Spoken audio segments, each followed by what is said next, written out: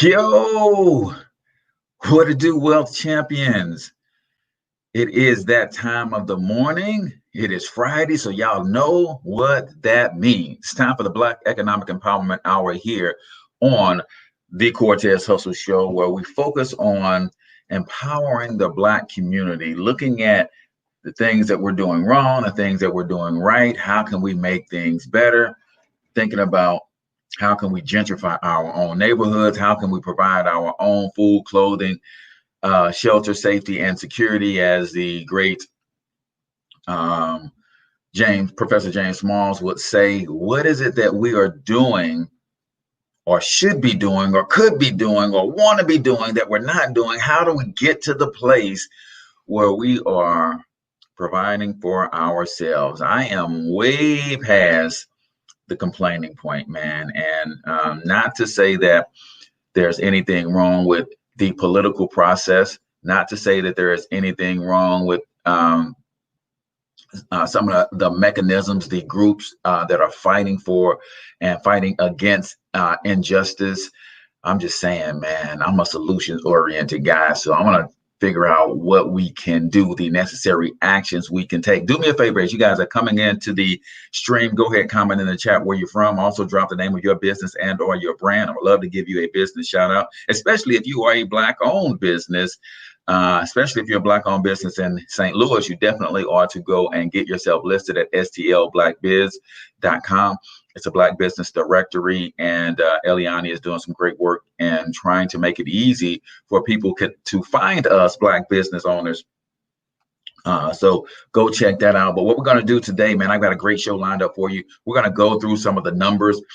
We hear all the time that Black people have 1.2, 1.4, 1.7 trillion dollars in spending power. Well, we're going to look at where that money is actually going, and is there a way that we can harness that ourselves? Should we be involved in certain industries, certain means of production, so that we can better position ourselves for that money to circle in our community? Should that be the case? Well, we're going to look at those numbers today. I got a couple great articles that I'm going to reference, and I'll actually pull them up on the screen so you guys can see them with me as well. But do not hesitate to engage in today's show, man. This is our show. It's not my show. It is our show. How can we better position ourselves to win in this here economy? So what I'm going to do is I'm going to drop my disclaimer, and then we're going to get right into today's show. The Cortez Hustle Show is a copyrighted production of iHustle Media Group. Any unauthorized use of the video, audio, captions, depictions of this show without express written consent of iHustle Media Group is strictly prohibited. iHustle Media Group, a better way to market. And now back to the Cortez Hustle Show.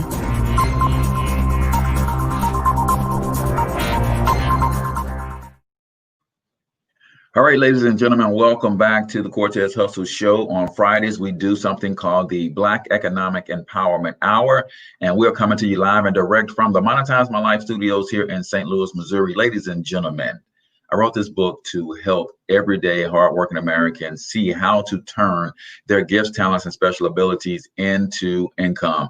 Monetize My Life, 4 incredibly simple ways to turn your passions into profit with little to no startup costs. Just having a business, guys, repositions you in this capitalistic society, and you have a better chance of winning if you do that. And I want to give you a copy of this book absolutely free. All you have to do is cover the cost of shipping. Listen, if you go to monetizemylifenow.com, this book is yours. Again, monetizemylifenow.com, and you will see, my friend, how you can turn the gifts, talents, and special abilities that God gave you for free into income. Guys, that is what we call an infinite return. When you take something that you got for free and it just makes money for you over and over and over and over and over and over again, that, my friend, is called an infinite return. We've got the queen of credit herself, Latanya Deloach, in the building.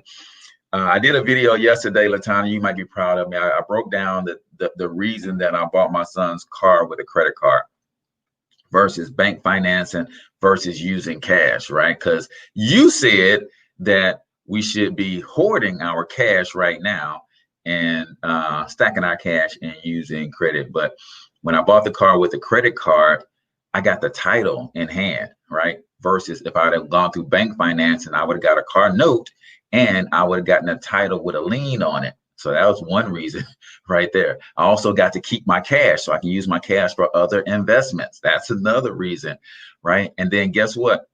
I can control my payments. See, with my credit card, I can make minimum payments if I want to.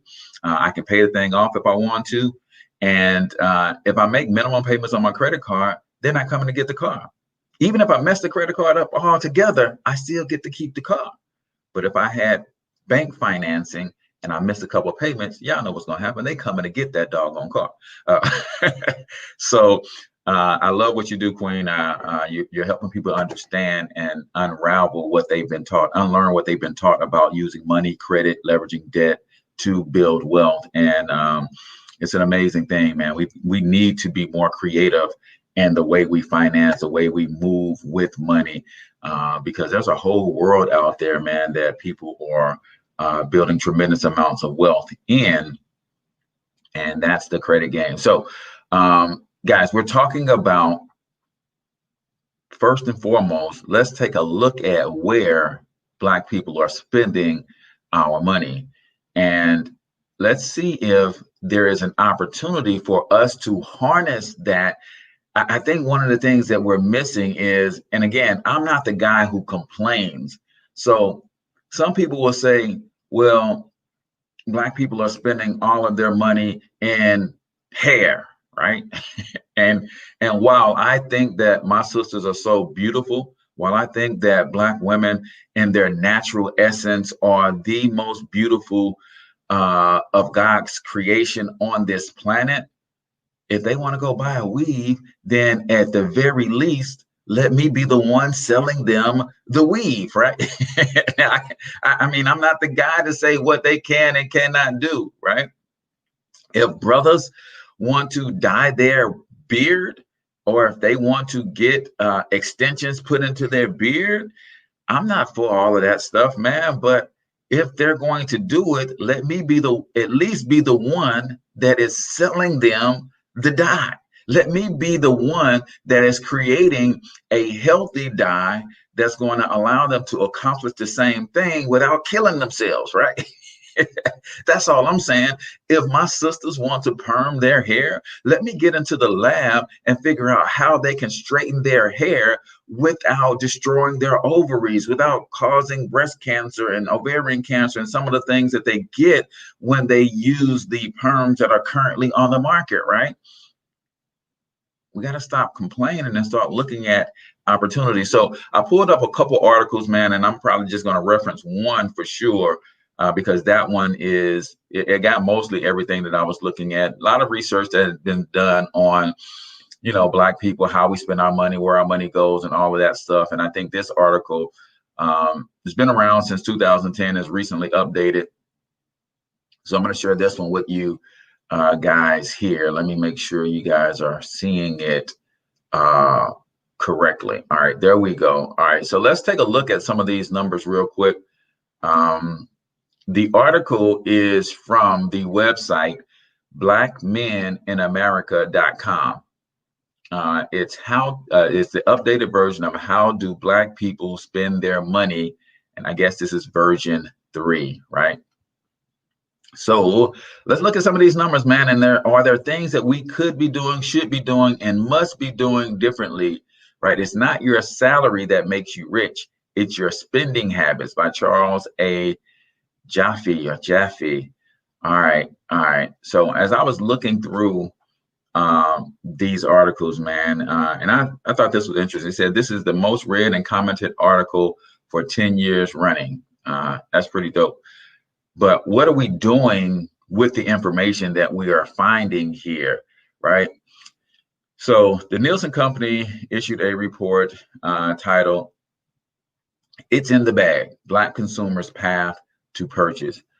Found that spending by Black consumers is especially influenced by advertising. The report found that Black folks love to spend their money on beauty and grooming products, shelling out about $573 million on an annual basis for personal soap and bath needs. That was about 19% higher than any other demographic. Black consumers also like to spend their money at high-end department stores, with 63% of Black folks saying in a survey they like to buy from Saks Fifth Avenue, 45% at Neiman's Market, and 24% at Bloomingdale's. Now, I want to help us to understand what's going on here.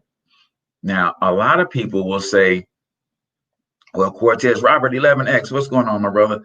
A lot of people will say, why are they spending their money in those stores and those people don't like us and all of that kind of stuff? And that is a valid question, ladies and gentlemen. Hey, don't forget, man, smash that share button, guys. If you think this is a topic that people will enjoy on your timeline, hit the share button for me. A lot of people will go that route, but what I'd like to say is, listen, man, if Black people like to spend the majority of their money in high-end stores, what are we waiting on to create high-end stores? Listen, man, this, to me, it is not rocket science, right? Black people like to spend their money in high-end stores. Now, we can have another discussion on why that is, the effects of slavery and the slave mentality and becoming free and all of that kind of stuff and how we're trying to assimilate. But the bottom line, the numbers say Black people like to spend their money in high-end stores. So why haven't we created a high-end department store that rivals Neiman Marcus, Bloomingdale's, and some of these other high-end stores that we like to spend our money? At least get in the game. At least go out there and start learning, right? That's one of the things that I want us to really start paying attention to. There is opportunity for us to close the Black wealth gap, but we're ignoring the signs of the opportunity. The opportunities are beating down our door. Listen, this is where and how Black people spend their money. Why are we not creating something in these spaces to capture a small percentage of that said? Well, let me go back to the article and see what it said. Let me go back to the article. Let's go. Why aren't we capturing some of this 19% that are spending their money in higher end stores, right? Let's continue on. What are some of the other numbers? More than 52% of African Americans find in-store shopping relaxing, compared with 26% of the total population. And 55% of Black consumers say they enjoy wandering the store looking for new, interesting products. Again, there's nothing wrong with creating e-commerce and online stores and shopping and that kind of stuff. But study says that Black people like to be in the store, wandering around, not even knowing what they want to buy, just wandering around, and then ultimately they find something to spend their money on, right? So that's something that we have to consider. Online shopping is exploding, especially now during the pandemic. But if we're talking about getting Black people's money, Black people want to be in the store, wandering around. All right, let's continue on. Here are some facts that we must consider.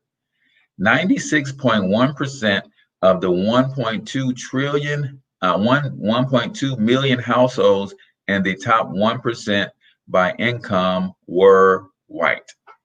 96% of the 1 million households in the top 1% are white. So we're talking the other 3.9% are non-white, and you can't assume that the other 3.9% is African American, because non-white means you got Asians, you've got Arabs, you've got Hispanics, you've got all other cultures in there. So it doesn't even say what percentage of the top 1% are African Americans. Americans' richest people, 100 richest people, control more wealth than the entire Black population. The largest white landowners own more land than all Black people combined. The 5 largest white landowners own more land than all Black people combined. The average Black family would need 228 years to build the wealth of a white family. Now, I think that's a load of bull, because you have to learn and grow, right? Yeah, Robert says at least get in the game, Robert. I'm with you, brother. We got to at least get in the game, right? Now, it's hard to, I know what they're saying and quantifying that it'll take 228 years, but that's doing the things the same old way. And we can't assume that people will do the things the same old way.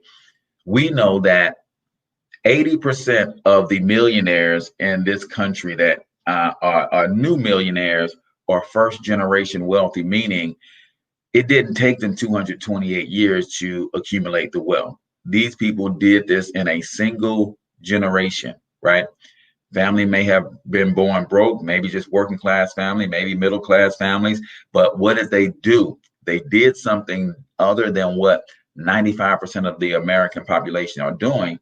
They created a business, and that business grew into, they built enough assets to really have a large amount of wealth. Let's keep it going, man. Let's talk about some other numbers, right, that are powerful. The median net worth of white families, $265,000. Median net worth of Black families, $28,000. Largely because home ownership, right? And again, I know what people will say. We're Cortez. We are historically denied financing for property and all of that kind of stuff. And you're right. You are right. Listen, I am not here to argue against any of the data. Let me come off screen share so that I can make myself clear on this. I am not here to argue against any of the data. Is racism real? Yes. Is redlining real? Is access to capital a problem for Black people in this country? Do we own less property? Is there a system that makes it tougher for us to acquire? I am not here to argue against any of that stuff. All of that stuff exists. And you're right about all of that stuff. I am here to simply pose the question, what the heck are we going to do about it? Come on, man. Come on. I'm not here to argue against that stuff, man. Listen, I know there's a Black man being shot down by a cop every day in this country, right? I know that a Black business has a far tougher time to get business financing, even though their business brings in the same revenue, the same assets that its white counterpart, and the white counterpart is going to be more likely to get the business. Listen, I'm not here to argue against that stuff. I'm simply here to say, what the heck are we going to do about it, though? Right?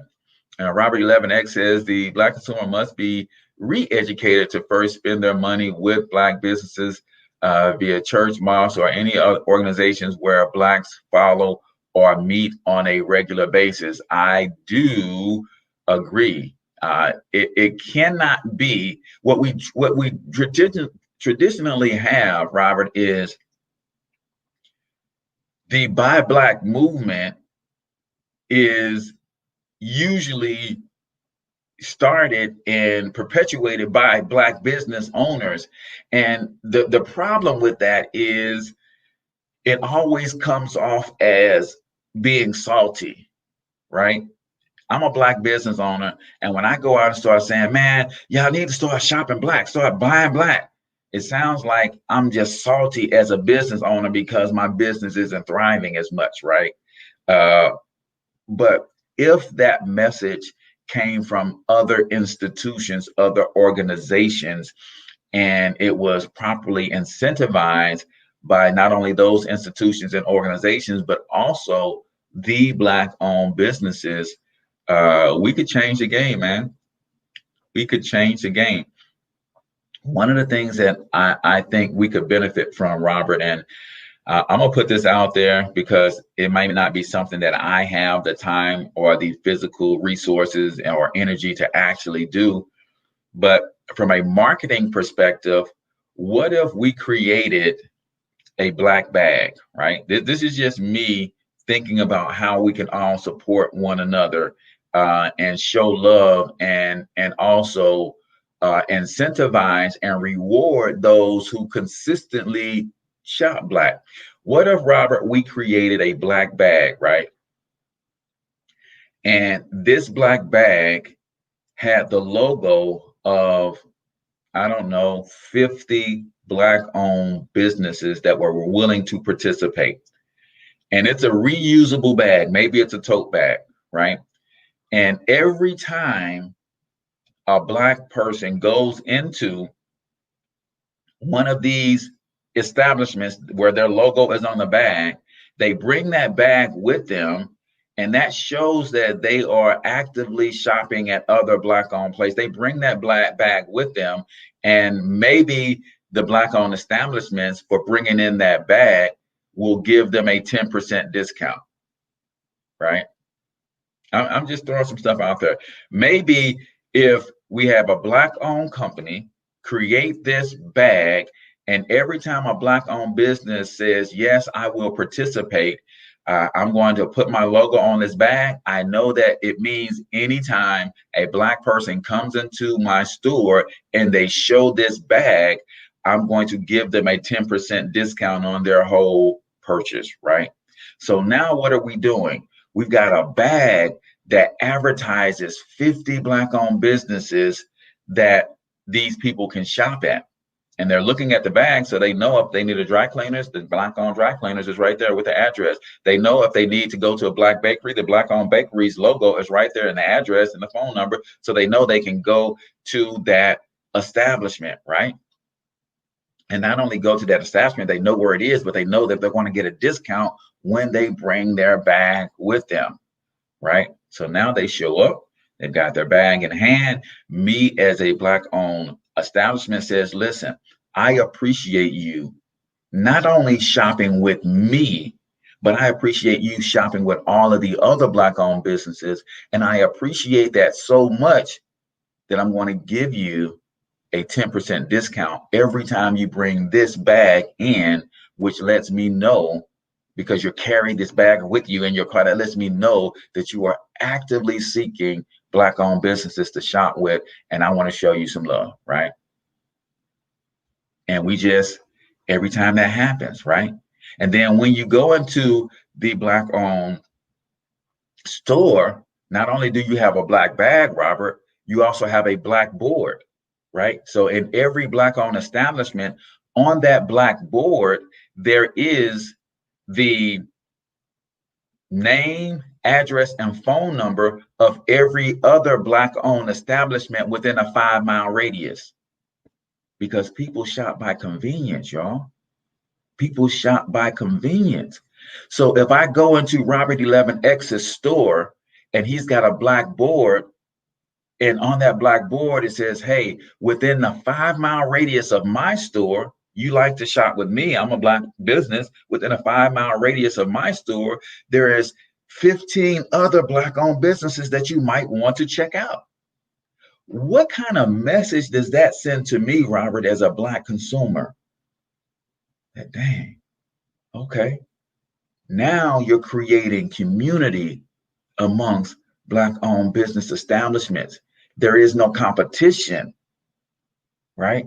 One of the reasons that it's hard for our businesses to thrive is we constantly think that we are in competition with one another.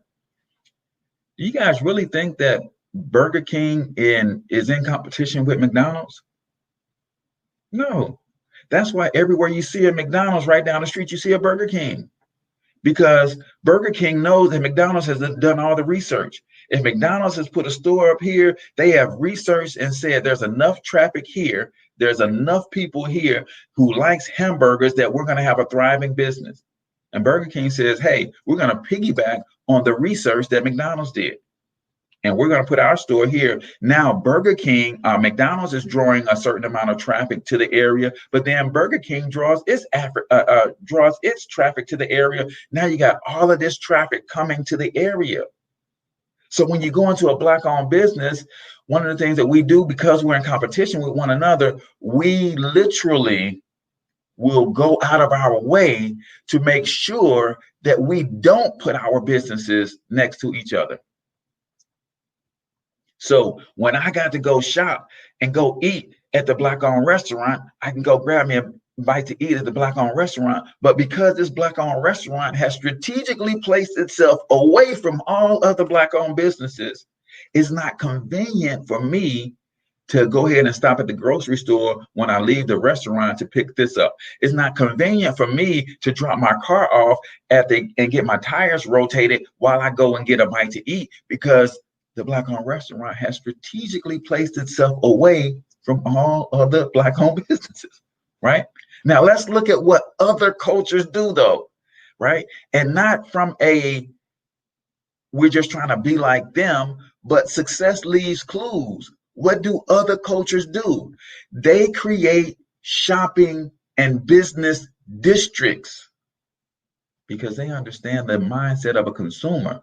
Listen, man, I do not want to be running all over town.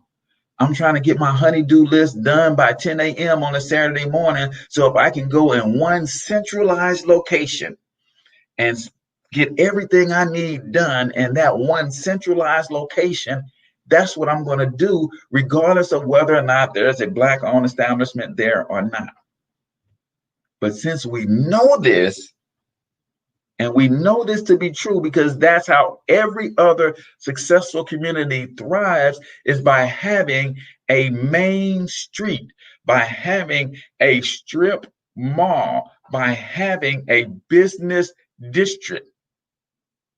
You go into certain places and there's 15, 17, 21 restaurants within 4 blocks. That's called a business district. So once you come down here, you can pick your choice of all of these other things. It's a business district. Now, they've got the 21 restaurants on the 4 square blocks surrounding those 4 square blocks because they know everybody's coming down here to eat. Then you have all of your other shopping outlets and all of your other service providers are around those 4 square blocks. So on the outskirts of those 4 square blocks are all of your other shopping. So when you come down here to shop, you can also come down here to eat. You can also come down here to have your tires rotated or your oil changed. You can also come down here to get your taxes done. You can also come down here and drop your clothes off at the dry cleaners. You can also come down here because the grocery store is just 2 blocks down the road, so you can come do your grocery shopping. It's a business district. You got to make it easier for the consumer to shop Black. Are there some people willing to go out of their way to buy Black? Absolutely. Is that commonplace? Heck no. Should we even be asking Black people to do that?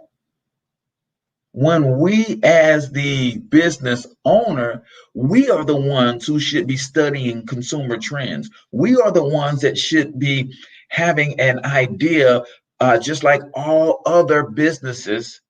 They have their chamber of commerce where they share and exchange best practices that will help all the businesses thrive.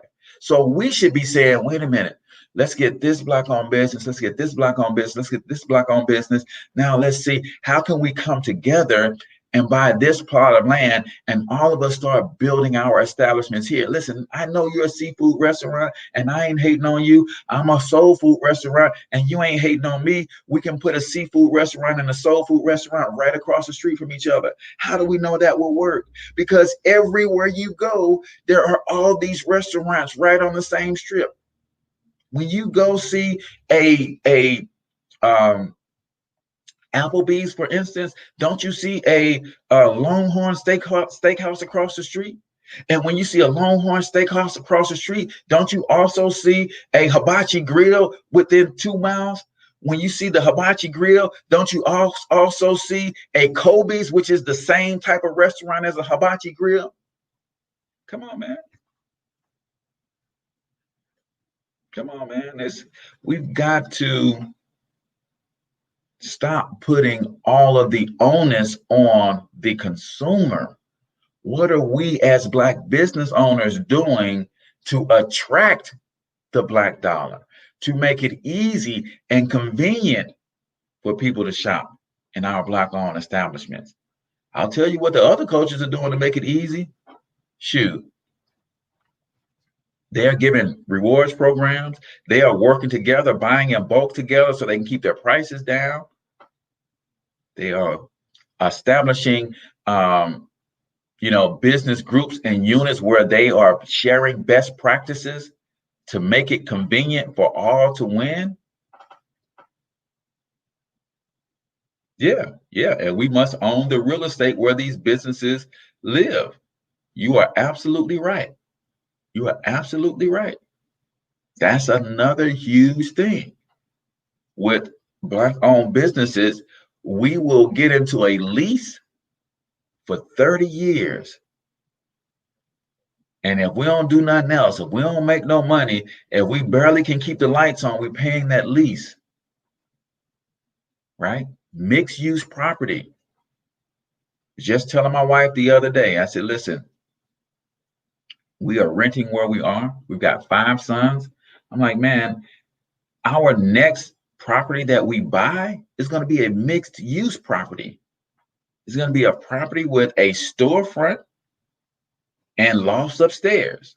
We'll live upstairs and we're going to rent out the storefronts. And within the storefront, we'll save a small little 400 by 400 square feet office for me. I'm going to run my little spot in one little small space, but I'm going to rent out the rest of the storefront, and then we'll live upstairs rent free. But every business owner, especially I look at a lot of my barbers and salon owners. I'm like, why are you going into a lease? You're in a cash business. You can have ownership of this business within 10 years.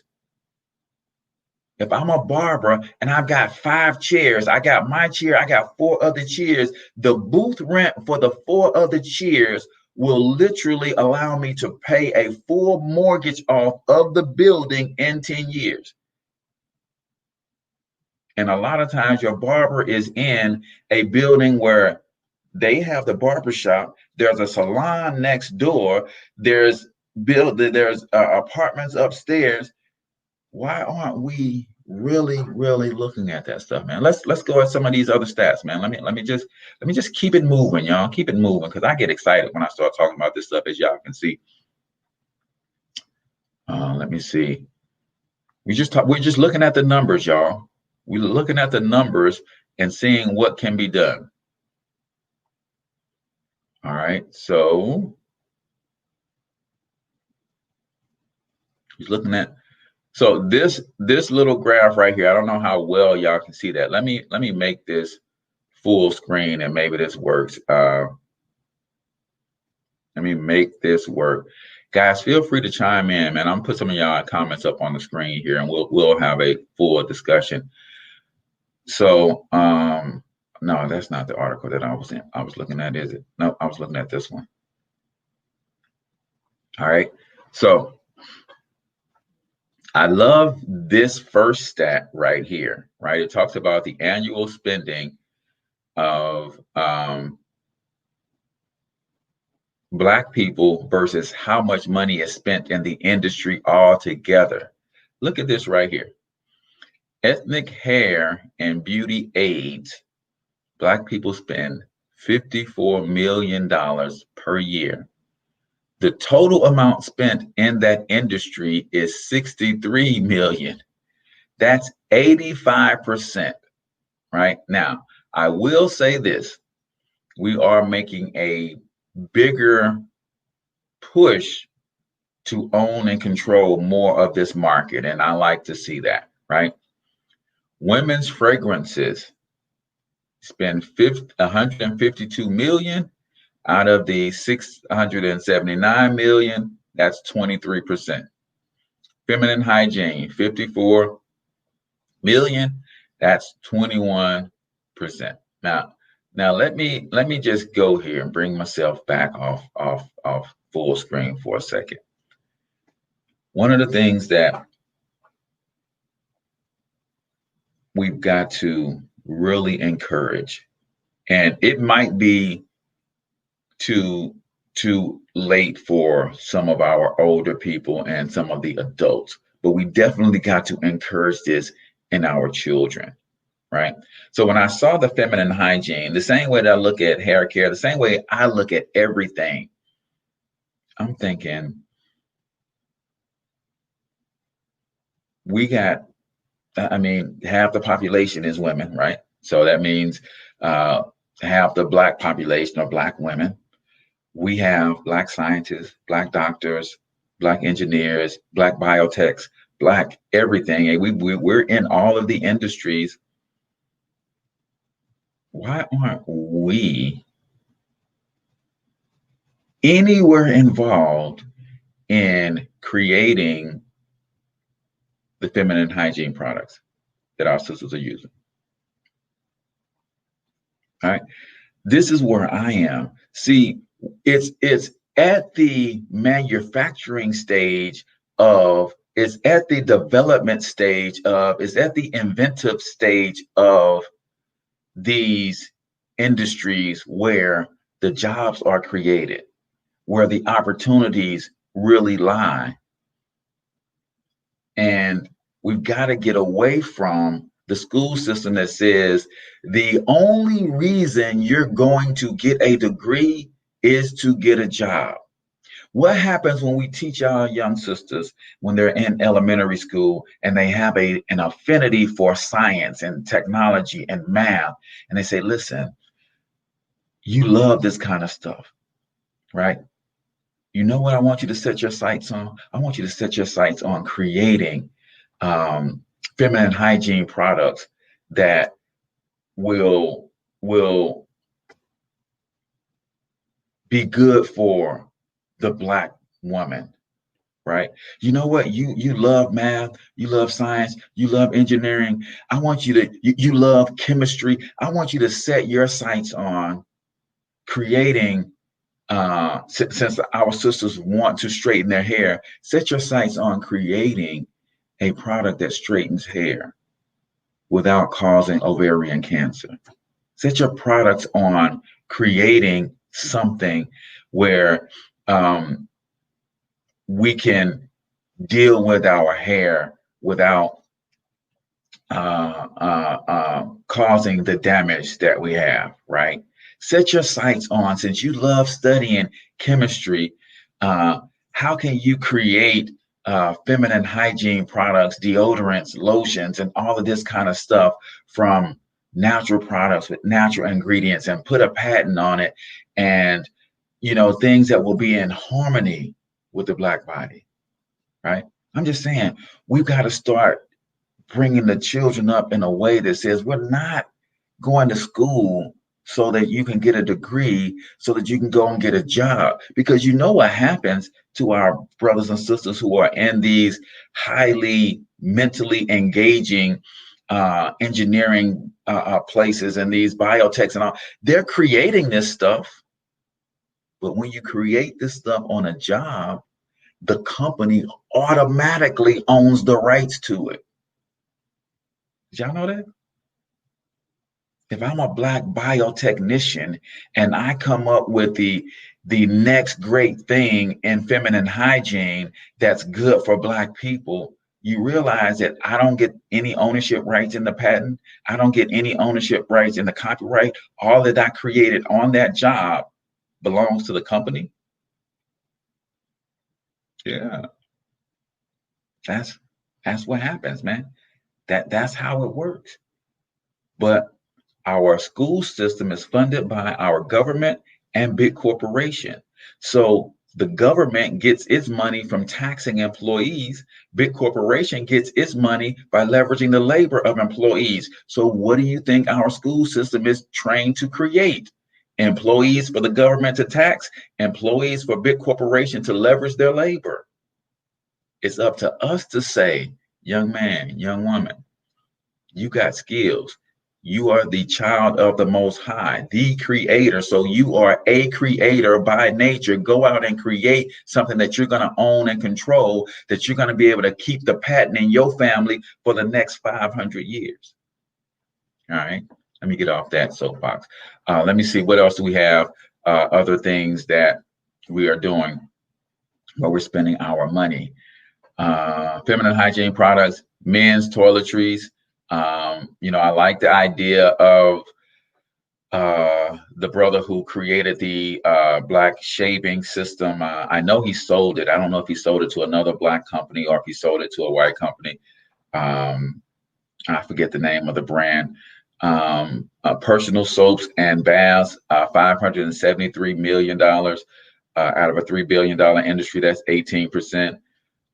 Frozen unprepared meat and seafood, $761 million. See, this goes back to my thing, man. This goes back to the thing. Listen, do you think we don't have black shrimp farmers in the Gulf Coast of this country, right? Down around Gulfport, Mississippi, Louisiana, New Orleans, and you think we don't have black fishermen that can go out and bring shrimp up out of the ocean, right? But we're not taught to be the producers. We've got to go up the chain, y'all. See, there's nothing wrong with my brothers and sisters being in retail. That's the start. I'm going to buy something for $1 and sell it for $2, right? That's retail. But eventually, we've got to go from retail to wholesale. All right. The retailer says, I'm going to buy something for $1 and sell it for $2. The wholesaler says, I'm going to buy 50 cases of the thing that I'm going to sell for $1, right? But each one, when I break it down, because I bought 50 cases, they cost me 50 cents. So I'm selling each one for $1 so that the retailer can sell it for $2. So we got to go up to the wholesale level, right? My brothers and sisters who are in the beauty supply industry, man, why don't 5 or 6 of y'all come together and say, listen, we're going to put our money together and we're going to go to wherever the Asians are going, and we're going to buy, 100,000 boxes of neck strips. We're just going to start with one product. We're going to put our money together and we're going to go and buy 100,000 packages of neck strips. And then we're going to create a small distribution network who are going to walk the beat and go and contact every other barber in the city. And we're going to sell them our neck strips for the same price that they can get their neck strip from the beauty supply store. We're selling our neck strip from the same price. But what makes us better is we're actually going to deliver. We're going to bring them to you. So you don't have to miss no money stopping to pick up the neck strips. We've got a distribution network. You just tell us how many net packs of neck strips you need every month. We're going to deliver them to you every month. We're going to put you on our auto ship program. Every month you send us $50, and every month we send you 15 boxes of neck strips, whatever the numbers be for your shop. Now we're in the wholesale game, right? And then what happens when you start dominating in the wholesale game is, come on, we know this stuff, y'all, because we do this stuff on the streets. We know this stuff. When you dominate in the wholesale game, what did my boy do on American Gangster? Eventually he said, man, I need to go to where they making this stuff at, right? Frank Lucas, eventually he said, I need to go to where they're making it at. And that's what happens when you're in the wholesale game long enough and you're buying 100,000 packs of neck strips a year and you're selling out. You start saying, well, wait a minute. Where is the person that I'm buying the 100,000 neck strips? Where are they getting their neck strips from? Because I need to go get mine from them because I get them at a better price. And then when you start dealing directly with the manufacturer, what happens then? Then you start saying, well, shoot, how do they make these mugs in the first place? Because you got so much money coming in because now you've gone from retailer to wholesaler to buyer dealing directly with the manufacturer. You start saying, well, man, when I went and bought this stuff, I started walking around the facility and I was looking at some of the equipment that they use. It's not that hard to actually make these things. Let's go ahead and invest in some equipment. Let's deal with the paper supplier or whoever that they're getting the raw materials from. And hey, let's start making our own neck strips. That's how it works, y'all. But you got to have a bigger vision that goes beyond retail. Because when you get to the place where you're manufacturing, that's where job creation happens at. Yeah, when you bought your first 100,000 neck strips, you start a distribution network. You got a little delivery service going on. So you've got maybe 5 contractors working for you. They load up the trucks every day and they just go out and they meet the beat. They're making the sales and they're doing the deliveries and all that stuff. But when you start manufacturing the neck strips, now you go from 5 contractors to 100 people working in the factory for you.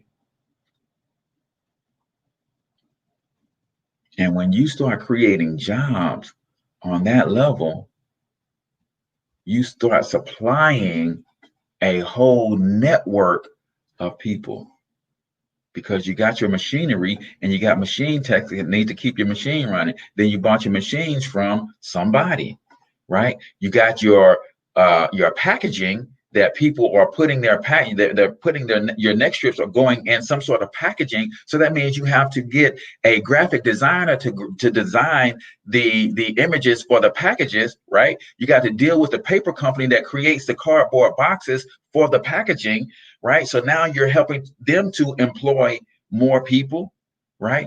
And even if you go all the way down to the ink that the graphic designer is using to put on the actual box and the packaging, most inks come from soy. So now you're helping to employ the soybean farmer who's providing the soybean to create the soy oil, to turn the soy oil into ink so that they can color your box and put your black man logo on your neck strips. So now you're going in, you see how when you enter manufacturing, you create all of that. So we got to move up the chain up from retail,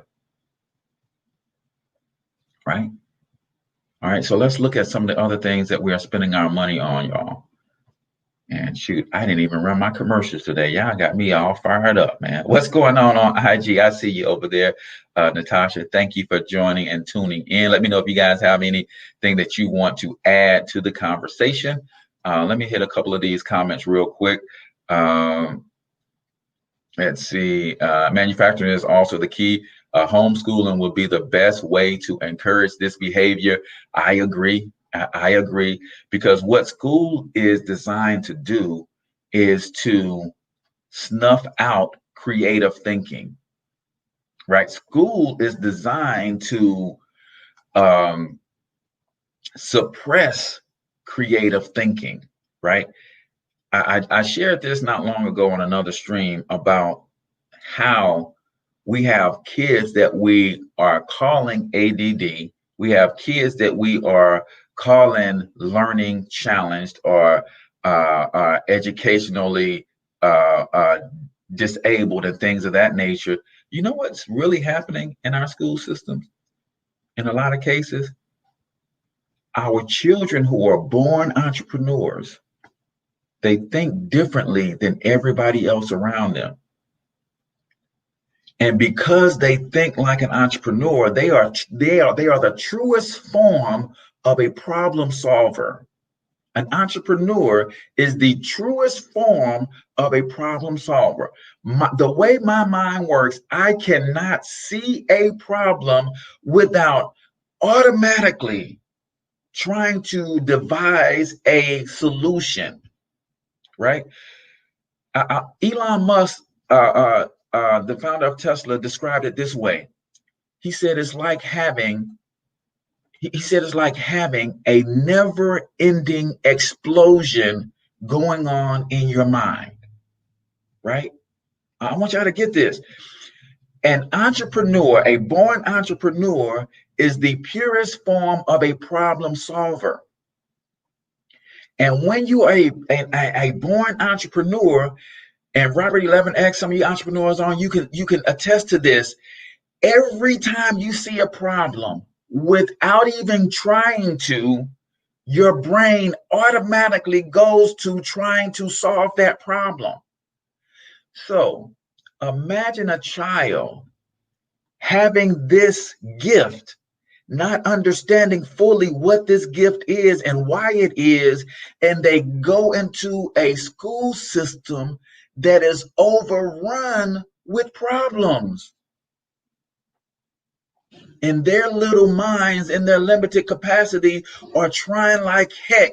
That never-ending explosion is going on in their mind, trying to solve the problems of the school, of the whole system, the way the teacher is teaching and communicating. And now the teacher says, boy, sit down somewhere. Girl, sit down somewhere. It's a whole thing, man. So yeah, I agree with you on that, Robert. You know, homeschool is a way to go, because schools is designed to put you in a box. And if you are born out of the box thinker, that is the worst place on earth for you to be. Right? And then when you look at it another way, when you are young, your brain has trillions and trillions of neural connections firing, and they're growing at a rapid rate when you're young. Why? Because everything you see is new. So it creates all of these new neural pathways every day, every day, every day. And your creativity is on fleek, as the young people say, right? Anybody still say on fleek, right? Anyway, these neural pathways are firing, and there's new ones created all the time.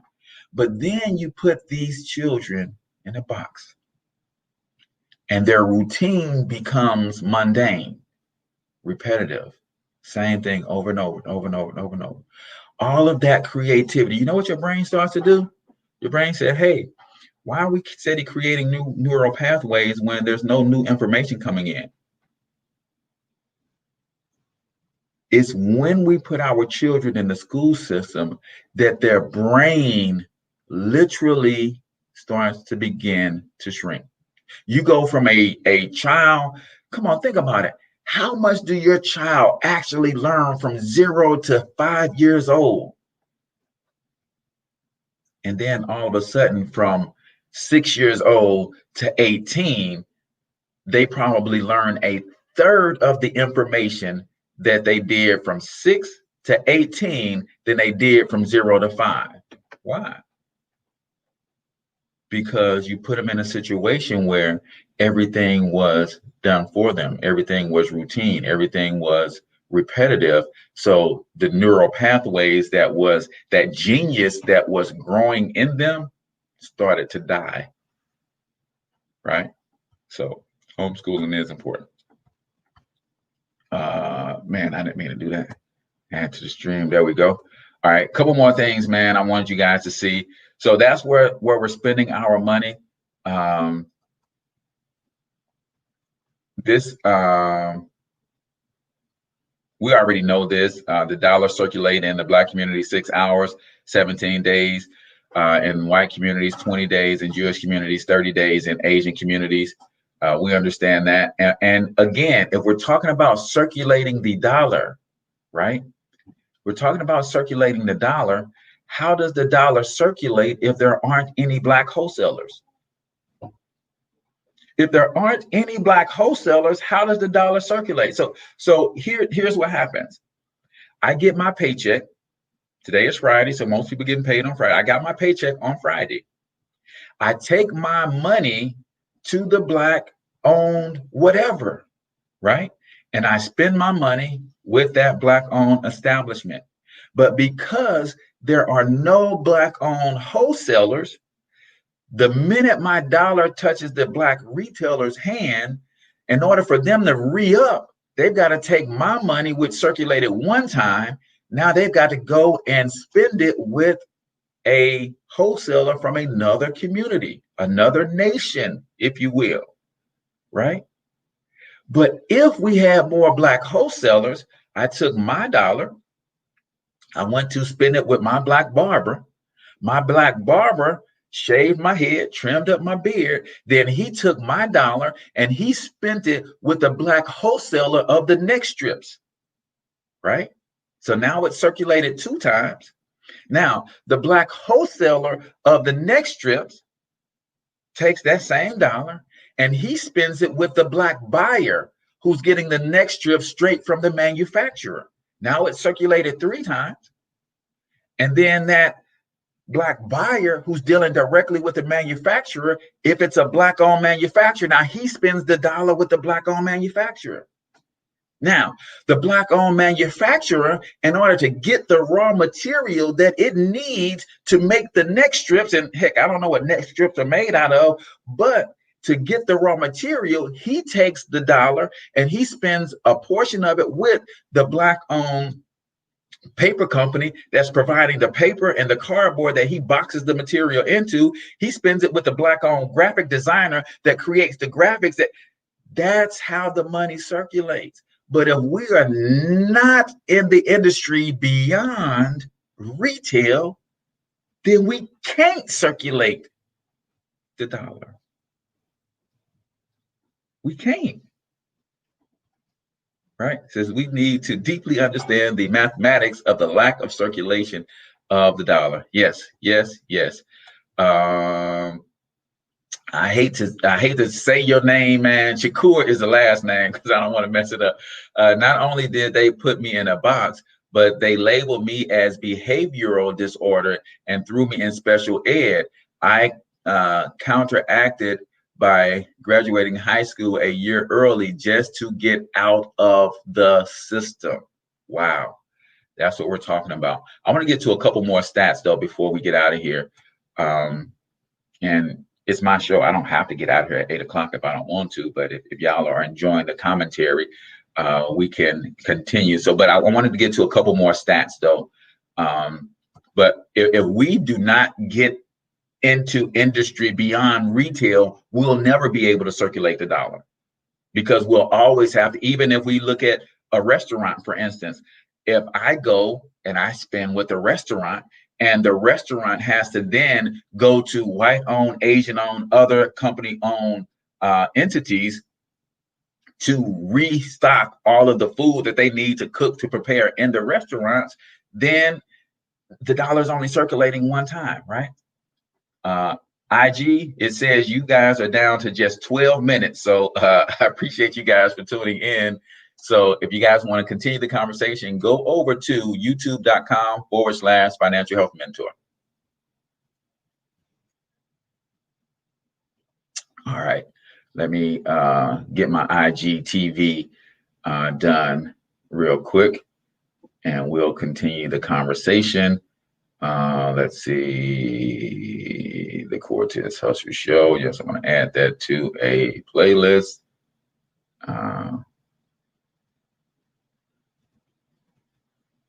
All right, there we go. So a couple other stats that I wanted to get to, guys, and this goes right along with us understanding manufacturing, understanding production, understanding raw material, right? I want to get to this one right here. Now, this one was done by, these studies were done by Minister Louis Farrakhan and the Nation of Islam Research Group, right? Black people are spending $3.3 billion on tobacco. Now, again, y'all, I don't have a problem in judging people about where they spend their money. What I am saying, though, is if we are spending our money on tobacco, what is it? Why is it taking us so long to have some tobacco farms going on around here? Listen, I ain't got no problem with you smoking tobacco. At one point, I was a pothead and I smoked 2 to 5 blunts every day. So I know about buying tobacco and all that kind of stuff. Listen, but if we are spending $3.3 billion on tobacco, what is taking us so long to start some tobacco farms, right? And my man Curtis May has hit the nail on the head. The problem, wholesale is not sexy, and school teach how to have a career, not a business. You are right, man. Most of the time when you deal with a wholesaler, you don't even know the name of the wholesaler. A lot of times they are in warehouses. There's not even a name on the building. And we are all about the fame and not the money, right? I remember when I listened to a lot of rap, the rappers I listened to would say, hey man, I'm in it for the money, forget the fame. But most entertainers today are in it for the fame. That's why they have no money. A lot of business owners and entrepreneurs are the same way.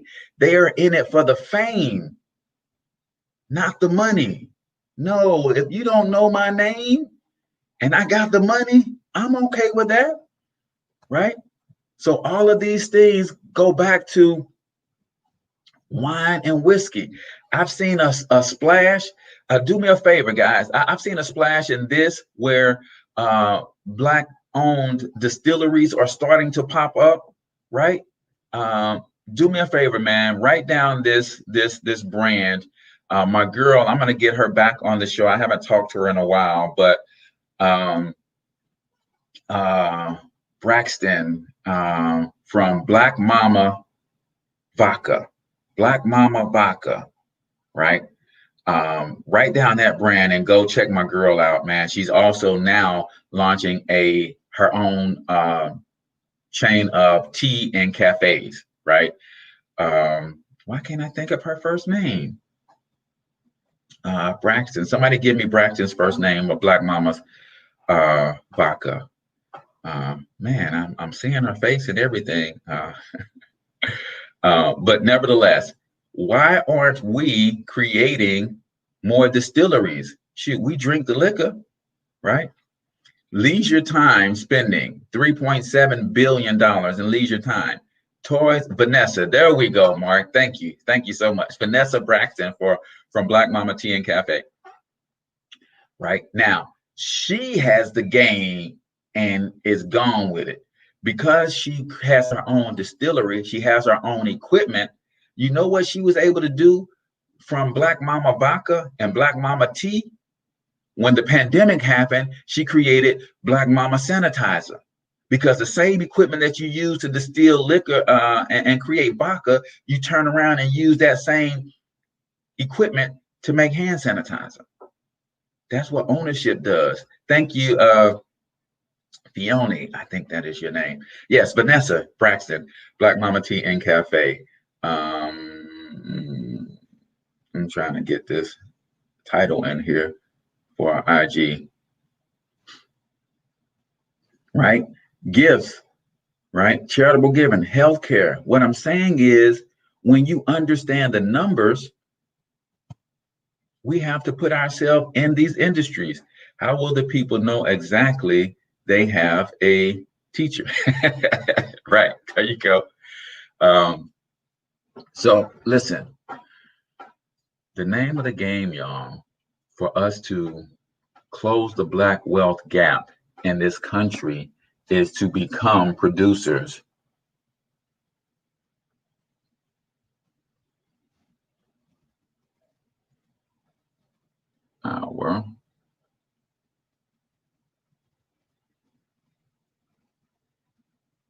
All right, let's see, where is our money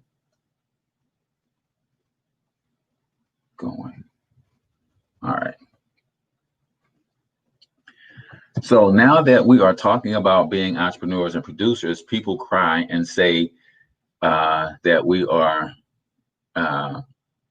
shaming them. They will cry, scratch, and claw for their secure jobs. Then over the past 5 months, a lot of folks found out how secure their jobs weren't. Ooh, you stepping on toes there.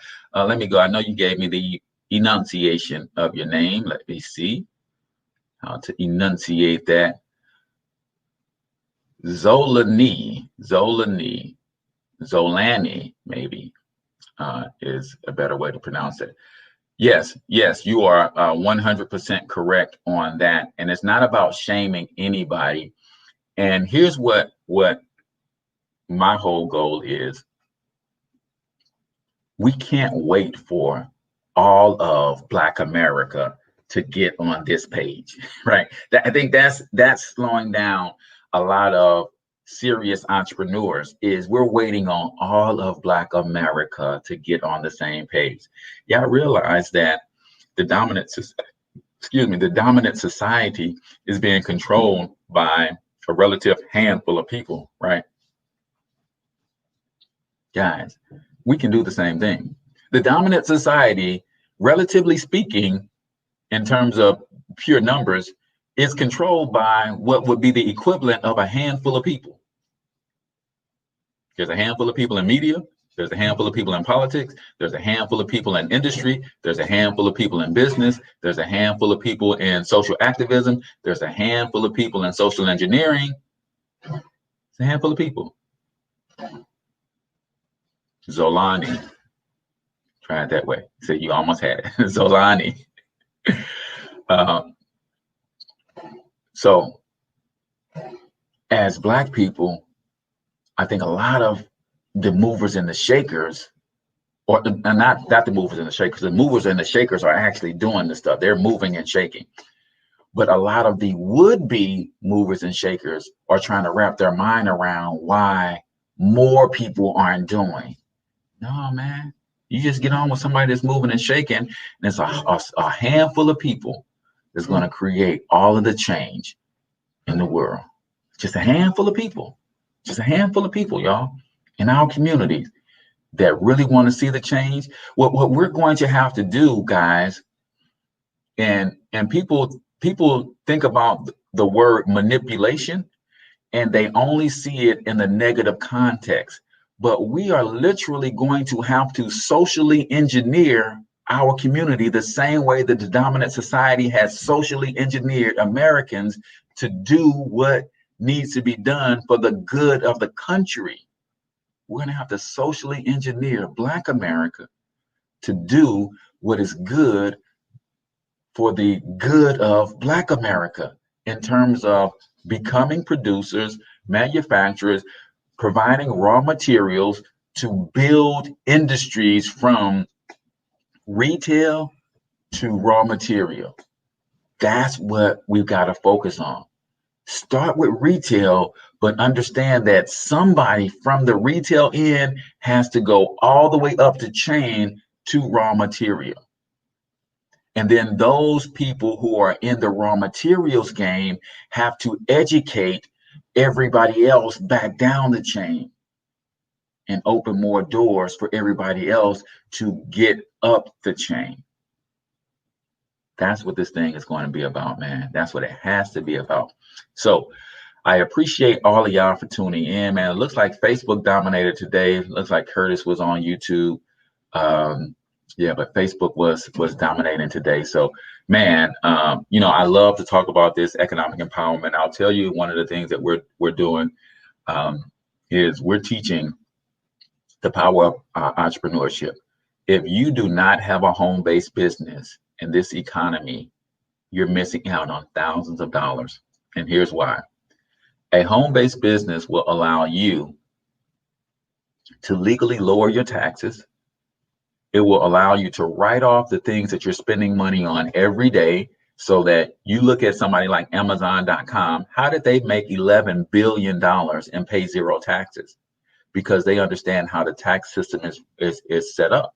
They understand when they go into a city and they want to build a distribution hub, even though they need the distribution hub in that city, they're going to go to that city and say, listen, we're about to bring 4,500 jobs to this city.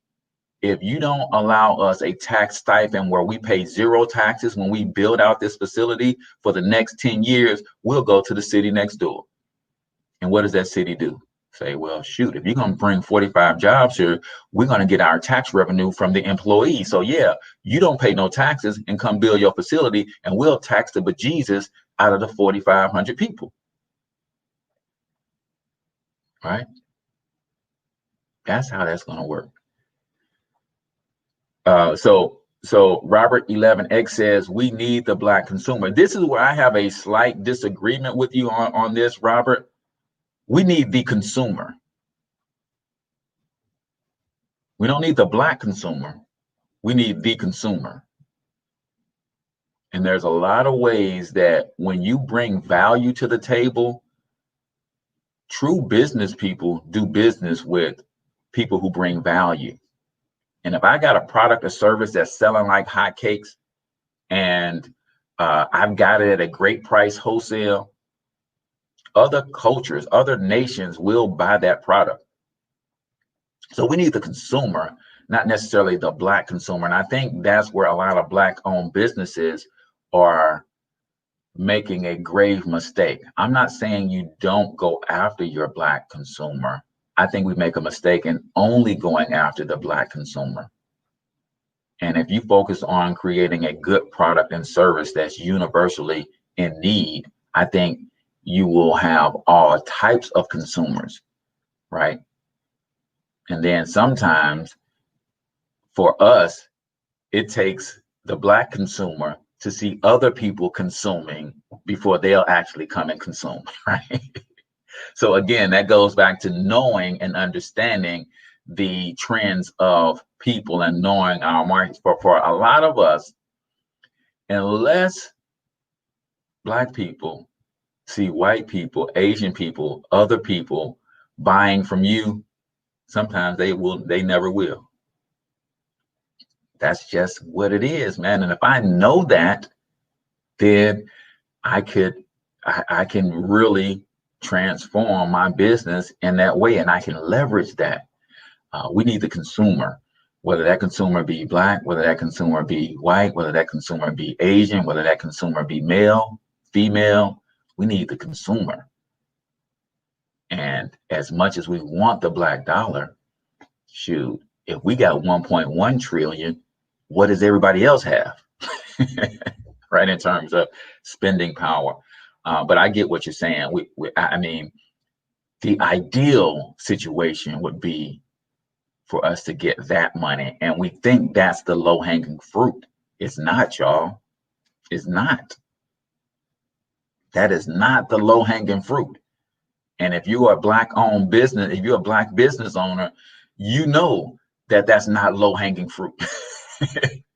Because it's hard to get us in the door, right? So appreciate everybody for tuning in, chiming in. This is always a fun conversation to have.